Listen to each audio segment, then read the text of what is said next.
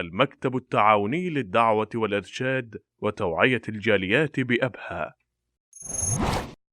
الحمد لله والصلاة والسلام على رسول الله اما بعد. محترم اوریدونکو د رسول الله صلی الله علیه وسلم حقونه په موږ او تاسو باندې ډیر زیات دي او یو حق دغه حقونو نه هغه درود ویل دي په رسول الله صلی الله علیه وسلم باندې. الله رب العالمین په قرآن کریم کې فرمایي ان الله وملائکته یصلون علی النبی یا ایها الذین آمنوا صلوا علیه وسلموا تسلیما. الله رب العالمین مؤمنان ته خطاب کړي چې اے مؤمنانو پر رسول الله صلی الله علیه وسلم باندې درود ووایئ او پر رسول الله صلی الله علیه وسلم باندې درود ویل ډېر زیات اجر لري.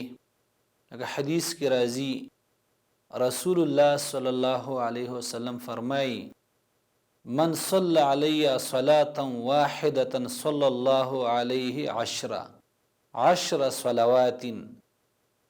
وی چا چې په ما باندې یو ځل درود وی نو الله رب العالمین به په هغه باندې 10 رحمتونه راولیږي او دارنګې 10 ګناهونه به ورله معاف کړي.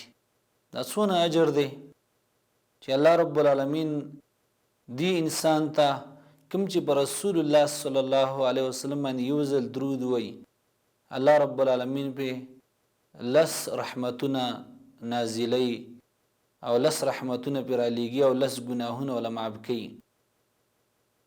مبارک پوری سے په تحفۃ الاحوازی کې د دې حدیث په تشریح کې لیکي چې اعطاه الله بتلك الصلاه چې الله رب العالمین دغه درود ویلو په ځای باندې دغه په بدله کې ولا ورکي 10 من الرحمه 10 رحمتنا. الله رب العالمین د سلوی ذات ته نو صلی څونه په کثرت سره د درود وینه بده کې خیر ډیر زیات او ډیر زیات اجر به انسان ته ملاویږي او ډیر خیر ورته ملاویږي. حدیث کې راځي عبد الله بن مسعود رضی الله تعالی عنہ دغه روایت ته چې رسول الله صلی الله علیه وسلم فرمایلی اول الناس بی یوم القیامت اکثرهم علی صلاة. وی غوره د خلکونه ماته د قیامت په ورځ باندې با هغه سړی وي چې هغه ډیر درودونه ویلي په ما باندې.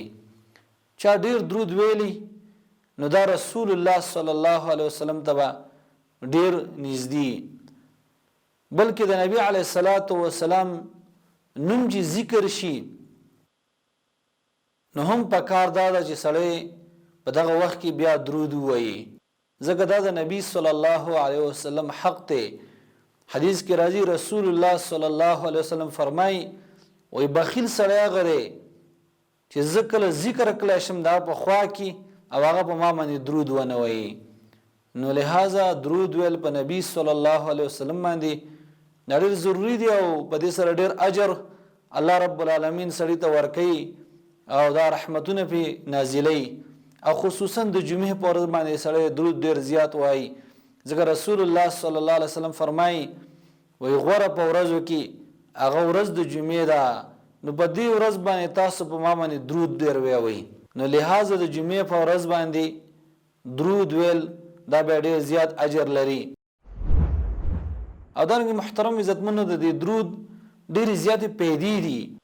یو غټه پیدا خدا ده چې دا د الله رب العالمین حکم دی او الله رب العالمین په دې باندې امر کړی دی. دغه مخکې آیات کې ذکر شي یا ایها الذین آمنوا صلوا علیه اے مؤمنانو په نبی صلی الله علیه وسلم باندې درود ووایئ. نو دا الله رب العالمین د حکم تابعداري ده. بل دا چې دا څونه اجر دی دغه حدیث کې ذکر شوی دا بل پیدا ده چې کله ته یو ځل درود وې نو الله رب العالمین په تا باندې 10 رحمتونه نازلوي. 10 رحمتونه الله رب العالمین د دې بدله کې سړی ته ورکوي. دارنګه بل پیدا ده کله چې سړی درود وایي د دې د زړه خفګان الله رب العالمین لري کوي د دې غمونه الله رب العالمین ختمه او لري کوي. او بل پیدا ده چې د دې سره الله رب العالمین او ګناهونه معاف کوي، ګناهونه ورسه هم الله رب العالمین د سړی نه لرې کوي. او بله پیدا دا ده چې دا د رسول الله صلی الله علیه وسلم حق دی.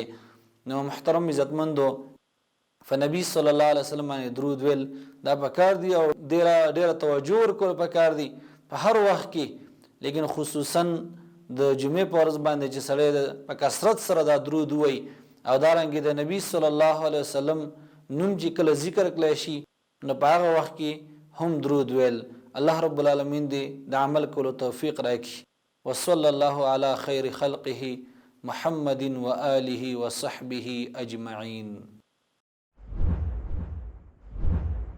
ونحمل هم هذه الجاليات بآيات الكتاب البينات بها كم أبصروا سبل النجاة فضجوا بالشهادة ناطقين